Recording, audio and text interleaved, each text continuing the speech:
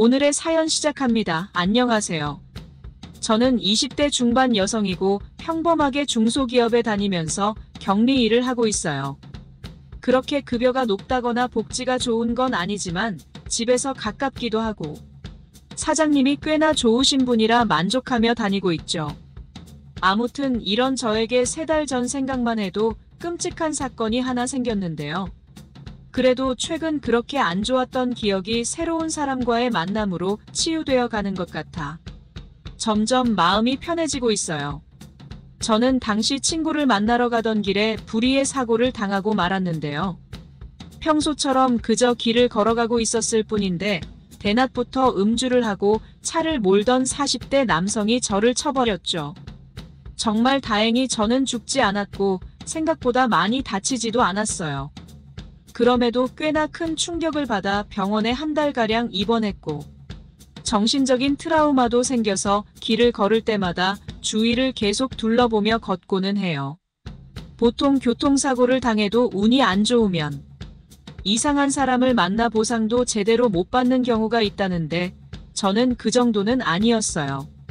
상대는 보험도 멀쩡하게 들고 있었고 보상금을 줄 정도로 경제적인 상황이 괜찮아 저는 맘 놓고 치료에 집중할 수 있었죠. 처음 부모님과 친구가 이 소식을 듣고는 얼마나 깜짝 놀라 달려왔는지 그때가 아직도 생생해요. 펑펑 우는 엄마 얼굴을 보면서 내가 건강해야겠구나 생각을 하기도 했죠. 아무튼 그렇게 병원에서 퇴원을 하고 저는 몸이 다 나을 때까지 회사에 병가 신청을 했어요. 보통 중소기업은 이런 상황에서 그만두라고 재촉한다는데 저는 정말 이런 점에서는 복받았는지 사장님은 오히려 편히 쉬다 오라며 휴가비도 주셨죠. 덕분에 저는 오로지 치료에 집중했고 시간 날 때마다 운동도 하고 물리치료나 도수치료를 받으러 다니기도 했어요. 그러면서 많이 몸이 낫는 느낌이 들었지만 여전히 이전보다야 몸이 금방 피로해지고 이곳저곳 쑤시는 느낌이 들었죠. 어떤 걸 해야 그나마 몸이 빨리 나을까 고민하던 중에 주위 친구의 조언을 듣고 수영학원에 다니기로 결정했어요. 물을 무서워하는 사람들도 많겠지만 저는 어렸을 때부터 수영하는 걸 좋아하기도 했고요. 거기다 항상 여름만 되면 바닷가에서 물놀이를 즐기곤 했거든요. 그렇게 물을 좋아하고 수영하는 걸 좋아하는 저에게 딱 맞는 재활운동이라는 생각도 들었고 마침 여유 시간도 많기에 제가 원하는 시간대에 다닐 수 있겠다 싶더라고요. 그래서 집 근처에 수영학원을 알아보기 시작했고 가격은 조금 나가지만 1대1로 프라이빗하게 강습해주는 센터 하나를 찾았어요. 어차피 재활에 필요한 모든 금액은 가해자가 지급하게 되어 있기 때문에 부담도 없었고 솔직히 여럿이서 배우는 것보다 단둘이 배우면 더 잘 배울 수 있잖아요. 이제까지 야매로 수영을 해왔는데 이때 제대로 배워놔야겠다 싶기도 했고 재활에 좋다니까 진짜 꼭 해야겠다 생각이 들었어요. 그렇게 저는 전화문의 후 센터에 방문하게 됐죠.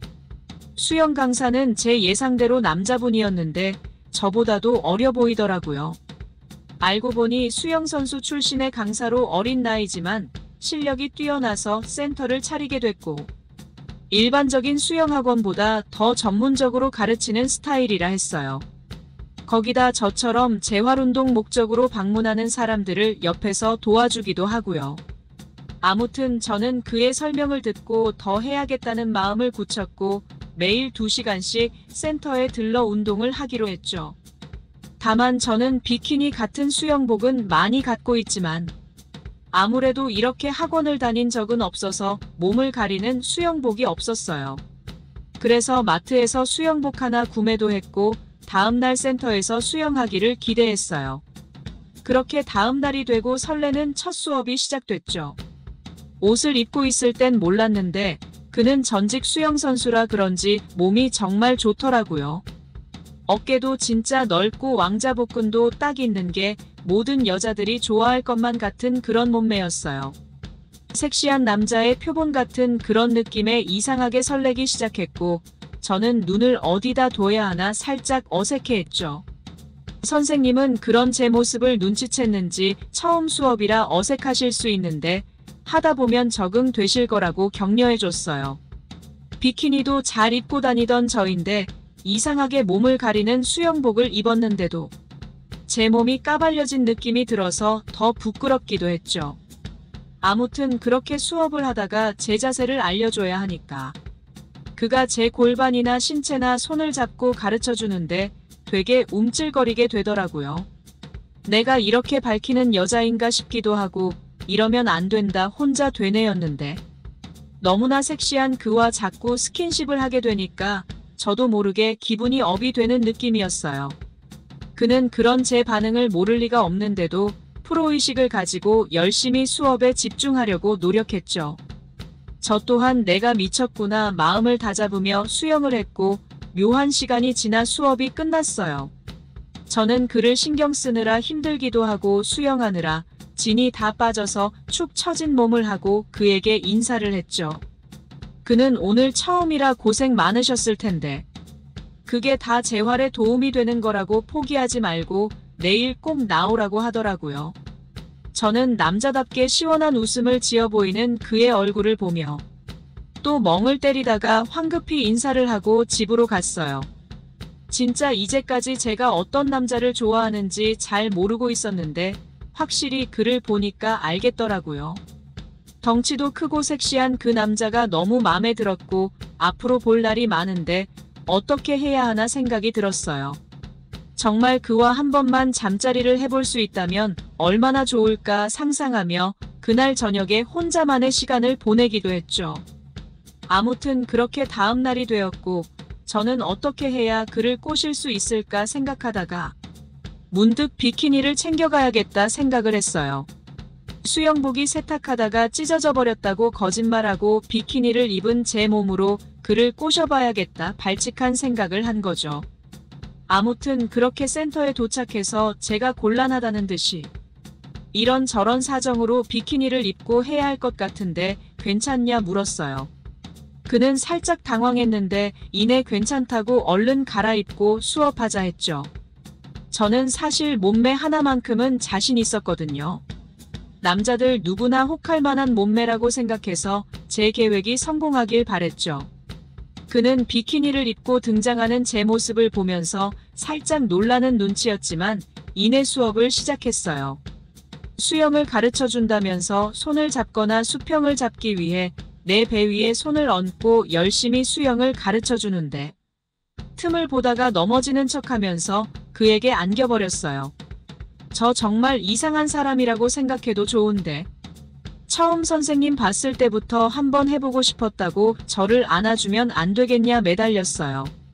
그는 그런 저의 말에 정말 당황하면서도 자기가 손해볼 건 없다고 생각했는지 이내 제 제안을 받아들였죠.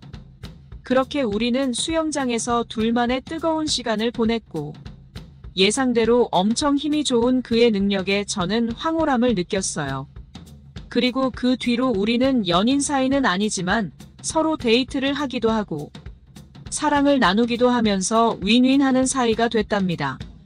교통사고 당한 저의 상황을 듣고 더 적극적으로 가르쳐주기도 하는 그에게 너무 고맙기도 하고 앞으로 우리 사이가 어떻게 발전할지 모르겠지만 그래도 최근엔 그로 인해 참 행복하네요.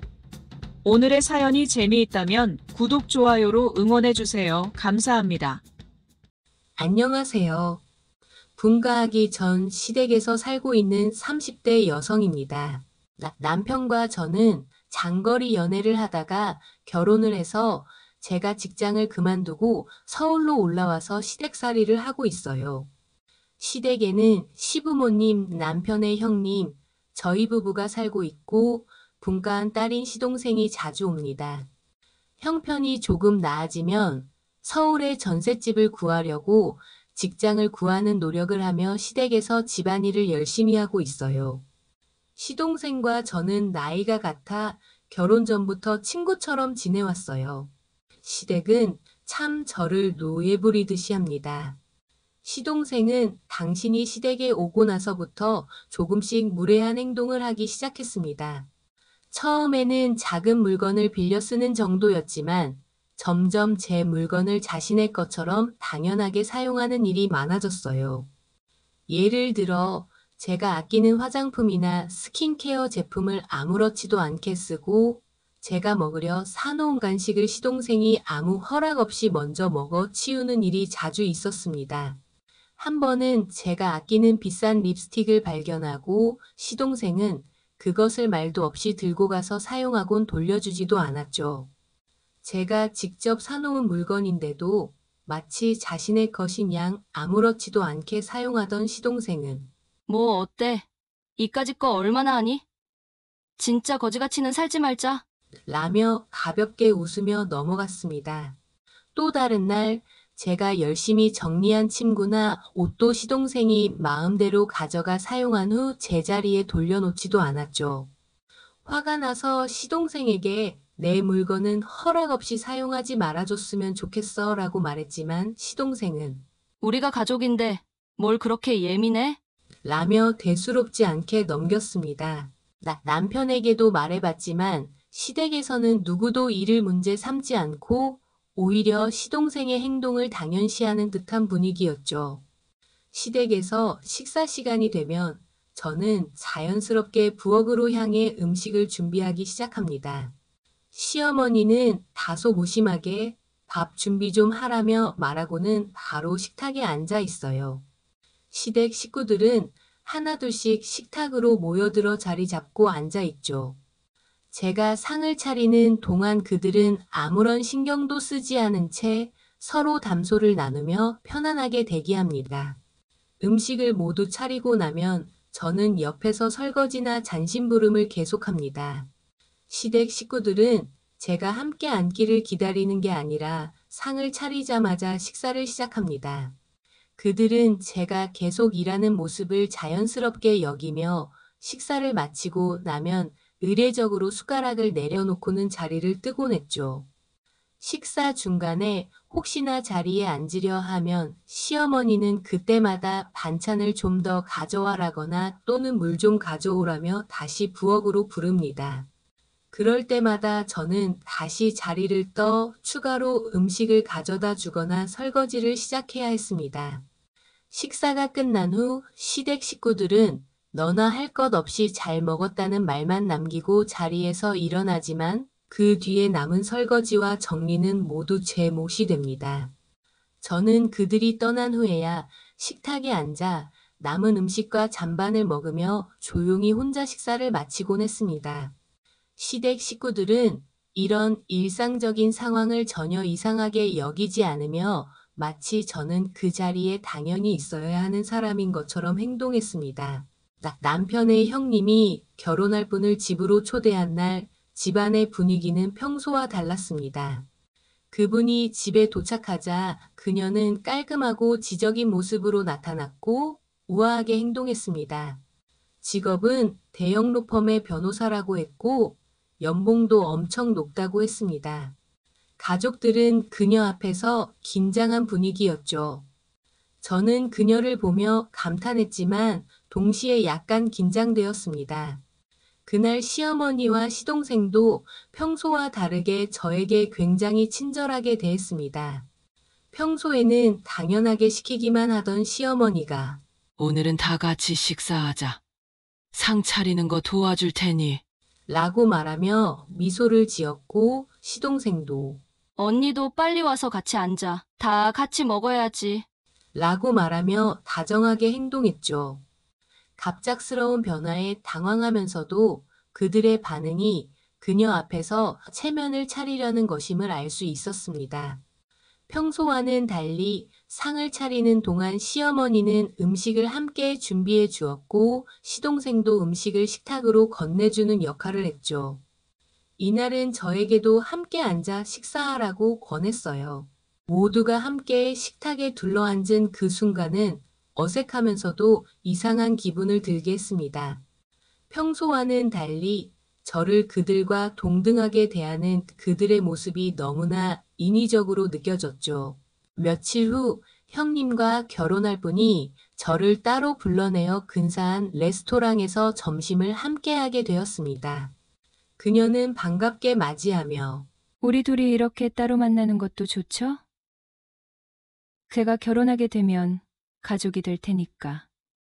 미리 친해지고 싶었어요. 라며 환하게 웃었어요.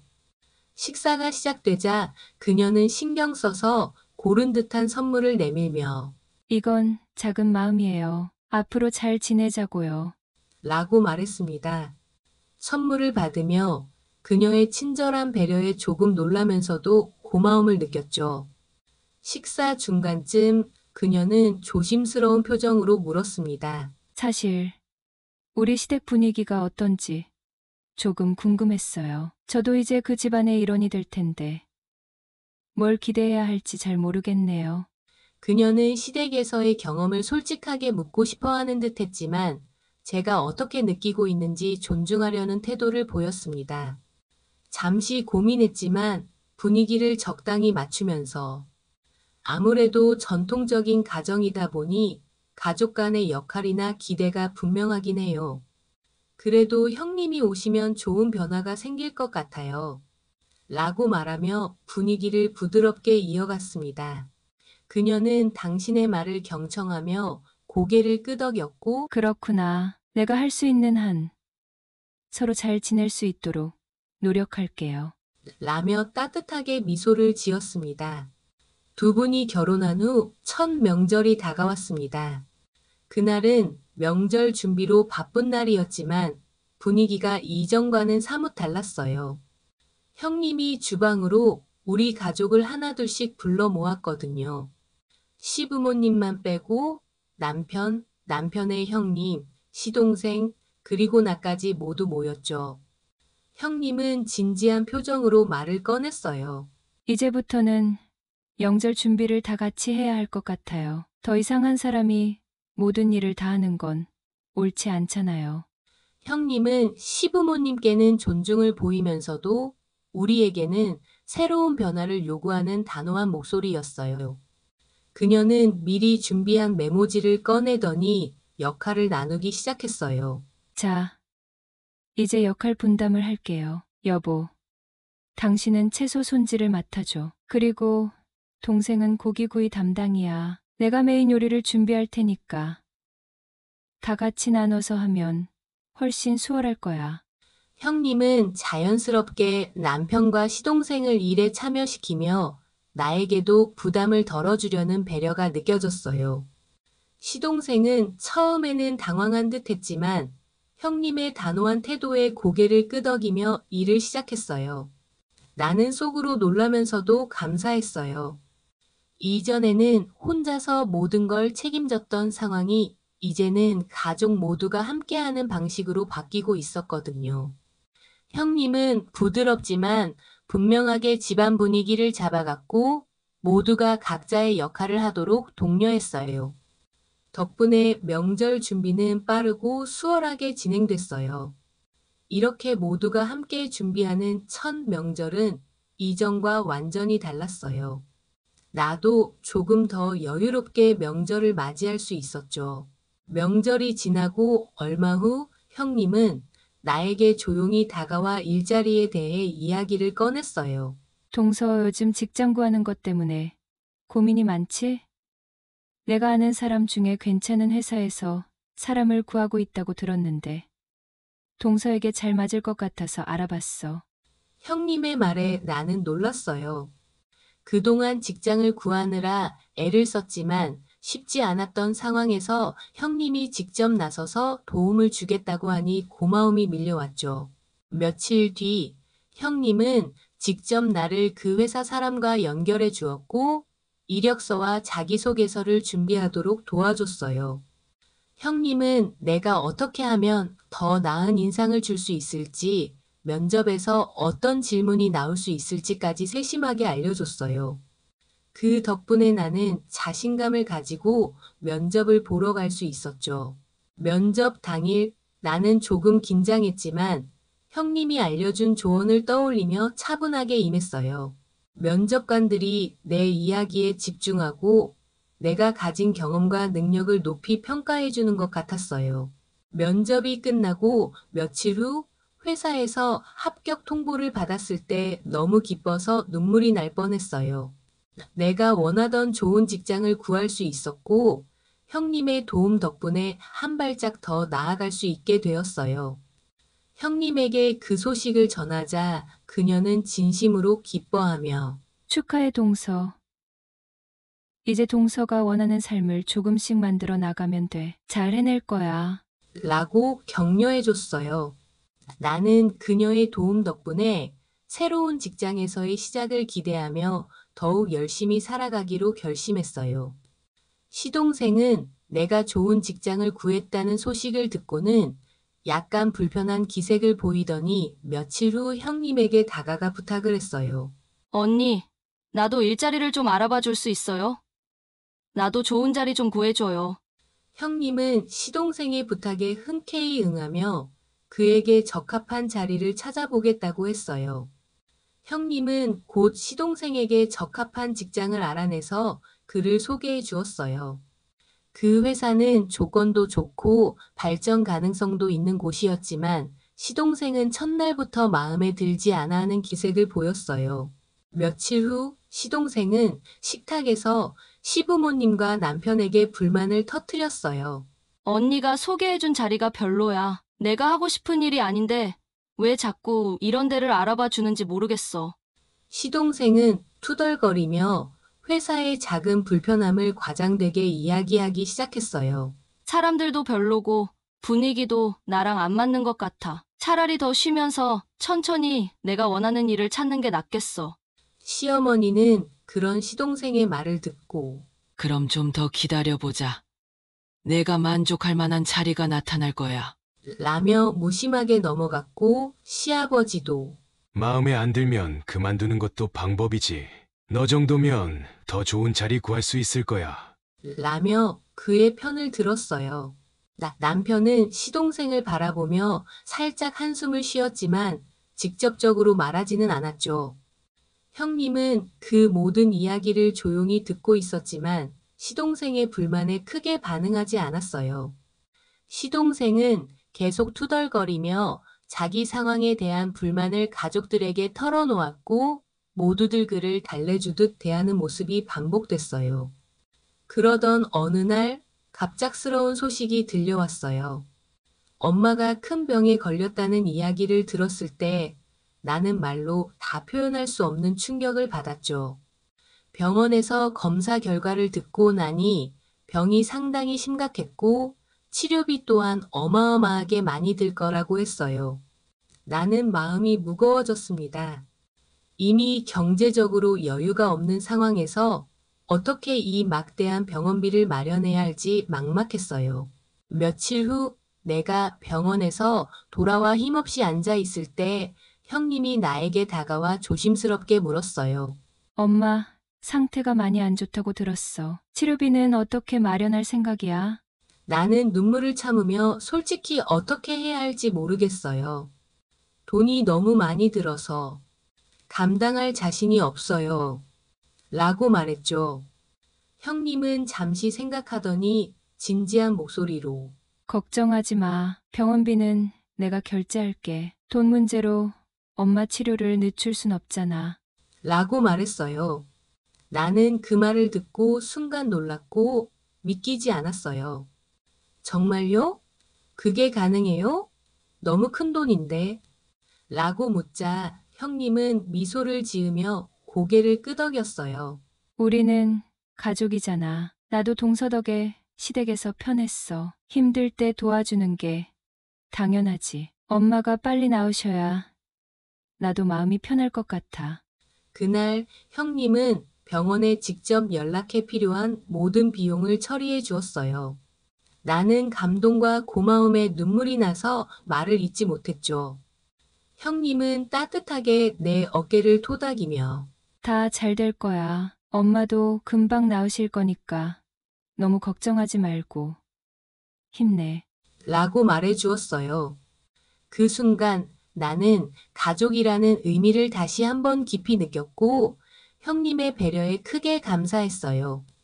어느 날 시동생이 다급한 얼굴로 형님에게 이야기를 꺼냈어요.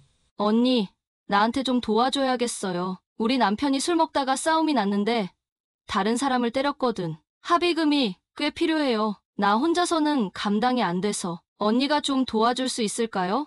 라고 말했죠. 그 말을 들은 형님의 얼굴이 굳어졌어요. 형님은 침착하게 물었어요. 합의금이 얼마나 필요해? 시동생은 숫자를 말하며 2천만 원 정도면 될 것 같아. 언니가 둘째 오빠 안에 엄마 병원비도 냈으니까 우리도 좀 도와줘야 하는 거 아니에요? 라고 당연하다는 듯이 이야기했죠. 하지만 형님의 반응은 전과 달랐습니다. 지금 그게 말이 된다고 생각해. 남편이 잘못해서 폭행을 했는데 왜 내가 그걸 도와줘야 해? 라고 단호하게 말했어요. 그때 시어머니와 시아버지가 들어오며 시동생을 두둔하기 시작했어요. 가족끼리 이런 일 있을 때 서로 도와주는 게 당연하지 않니? 내 시동생이 어려운 상황인데 내가 나서서 해결 좀 해줘야지. 시어머니가 말하자 시아버지도 거들었죠. 그냥 한번 도와주면 돼. 일을 왜 이렇게 문제 삼아? 형님은 그 말을 듣자 더 이상 참을 수 없다는 듯 얼굴이 붉어지며 크게 대노했어요. 가족끼리 도와주는 게 당연하다고요? 제가 지금까지 가족을 위해 한 일이 적지 않았잖아요. 그런데 어떻게 그런 사고를 쳐놓고 그 책임을 다른 사람에게 미룰 수 있어요? 그리고 그게 도와줄 일입니까? 도덕적으로 잘못한 일을 해결하지 않고 그냥 돈으로 덮으려고 하는 게 맞는 거예요? 형님의 목소리는 분명하고 강경했어요. 시댁 식구들은 처음에는 형님의 강한 반응에 놀라 멈칫했지만 여전히 시동생의 편을 들려 했어요. 그냥 이번 한 번만이야. 우리 가족이잖아. 시동생은 눈물을 글썽이며 말했지만 형님은 단호하게 고개를 저었어요. 가족이라서 더욱 이런 문제를 바로잡아야 해요.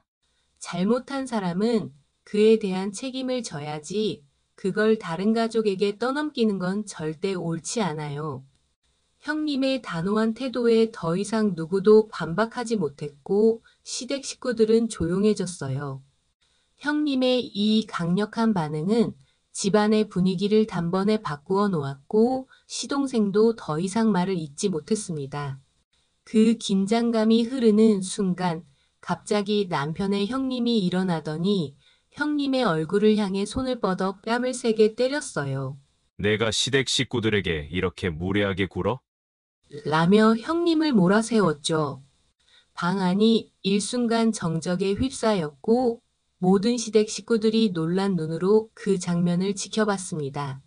하지만 형님은 당황하거나 움츠러들지 않았어요. 그녀는 순간적으로 화가 머리끝까지 치밀어 올라 똑같이 더 강하게 형님의 뺨을 때렸습니다. 소리가 방 안에 울려 퍼졌고 그 강렬한 반응에 시댁 식구들 모두가 입을 다물었습니다. 형님은 남편의 형님 눈을 똑바로 쳐다보며 단호하게 말했어요. 무례한 건 당신이에요. 나를 때린 것에 대해서는 법적인 조치를 할 겁니다. 더 이상 참지 않겠어요. 형님은 흔들림 없는 눈빛으로 말을 이어갔습니다. 그리고 이혼 준비하세요. 더 이상 이 집안에서 이런 대접을 받으며 살고 싶지 않아요. 여기까지입니다. 그녀의 목소리는 차분했지만 강력한 결의가 담겨 있었습니다. 그 말을 듣자 시댁 식구들은 충격에 휩싸여 아무 말도 하지 못했고 방 안은 다시 한번 얼어붙었습니다. 형님은 조용히 가방을 챙기고 더 이상 아무 말도 하지 않고 그 자리를 떠났습니다. 형님이 집을 떠난 뒤 시댁은 불편한 침묵 속에 잠겨 있었어요. 하지만 시간이 지나자마자 시댁 식구들은 점점 형님에 대한 뒷담화를 시작했습니다. 저녁 식사 시간에 시어머니가 먼저 입을 열었죠. 도대체 왜 저렇게 예의 없는 사람이랑 결혼을 했는지 모르겠어. 그동안 우리한테 얼마나 무례하게 굴었는지 생각하면 아직도 화가 나. 시어머니는 숟가락을 탁 내려놓으며 불만을 쏟아냈어요. 시아버지도 맞장구를 치며 맞아. 아무리 그래도 시댁 식구들에게 그런 식으로 대하는 건 말이 안 되지. 내가 보기엔 원래 성격이 그런가 봐. 처음부터 싸가지 없었어. 그는 고개를 저으며 한숨을 내쉬었죠. 시동생은 형님의 이야기가 나오자 고개를 끄덕이며 더욱 불만을 드러냈어요. 언니는 너무 자기 멋대로야. 우리 가족을 무시하는 게 눈에 보였잖아. 도와줄 때는 도와줘도 마음에 안 드는 일 있으면 바로 말대꾸하고 말이야. 차라리 없는 게 나아. 그들은 형님에 대해 하나같이 부정적인 말들만 쏟아내며 자신들의 분노와 불만을 확인받으려는 듯 서로의 의견에 동조하고 있었어요. 시어머니는 그제야 조금 마음이 풀렸는지 우리 아들도 참 불쌍해. 그런 여자를 만나서 이제라도 깨달은 게 다행이지. 라며 형님을 헐뜯었죠.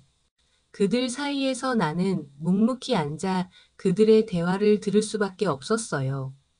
형님이 내게 얼마나 큰 도움을 주었는지, 그리고 그들의 무리한 요구와 부당한 대우를 형님이 얼마나 참아왔는지 알기에 그들의 뒷담화는 나를 더 불편하게 만들었습니다. 하지만 그 자리에서 내가 무슨 말을 할 수 있겠느냐는 생각에 그저 침묵할 수밖에 없었죠. 형님이 이혼을 준비하겠다고 선언한 그날 이후 나도 마음속에 큰 변화가 일어났어요. 솔직히 나는 시댁에서 오랫동안 노예처럼 지내왔다고 느꼈습니다. 혼자서 모든 집안일을 도맡아 하고 내 물건조차 당연히 쓰이는 상황을 참아왔죠. 시부모님과 시동생이 나를 종처럼 부리고 나는 그들의 눈치를 보며 살아왔습니다.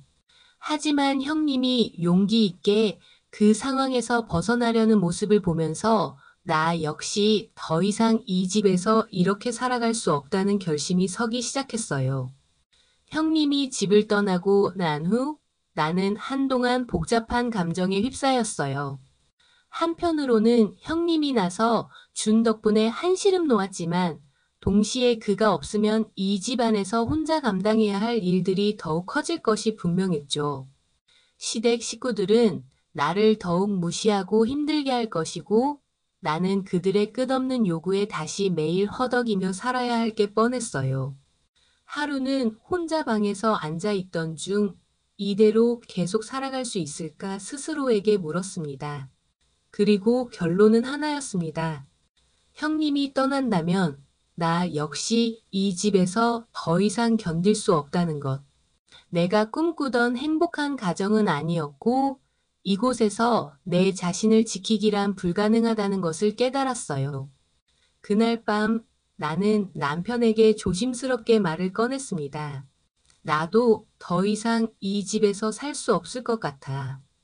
솔직히 지금까지 내가 너무 참아온 것 같아. 형님처럼 나도 이혼을 결심했어. 남편은 처음에는 놀란 표정을 지었지만 내가 진심이라는 것을 알아차린 후에는 아무 말도 하지 못했습니다. 나는 이미 마음을 굳혔고 이제는 더 이상 이 집안에서 나 자신을 희생하며 살고 싶지 않았습니다. 결국 나도 형님이 떠난 지 얼마 지나지 않아 이혼을 결심했고 그 집을 나왔어요.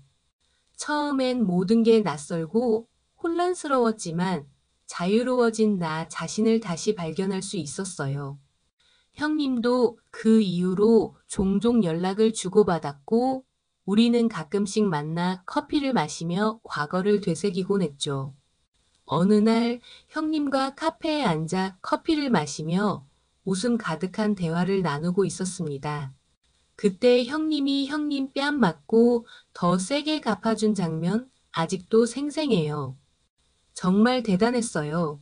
내가 말하자 형님도 크게 웃으며 그래. 그땐 진짜 내가 참을 수 없었지. 생각하면 내가 뭘 했는지도 모를 만큼 화가 났던 것 같아. 라고 대답했죠. 우리는 서로의 과거를 떠올리며 웃음꽃을 피웠어요. 시댁에서 겪었던 힘들었던 순간들, 그리고 그 모든 것을 이겨내고 지금의 자유로운 삶을 살아가는 우리 자신이 얼마나 대견한지 함께 공감했죠. 이제 이렇게 편하게 커피 마시면서 웃을 수 있는 걸 보면 그땐 정말 잘한 선택이었어. 내가 말하자 형님도 고개를 끄덕이며 맞아. 이제는 우리 둘 다 더 이상 참지 않고 우리가 원하는 대로 살 수 있게 됐으니까.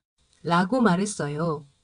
그렇게 우리는 함께 웃으며 과거의 어려움 속에서 서로 의지하고 이겨냈던 기억을 떠올리며 새로운 삶을 다짐했죠. 지금은 모든 것이 한결 가벼워졌고 미래는 더 밝게 보였습니다.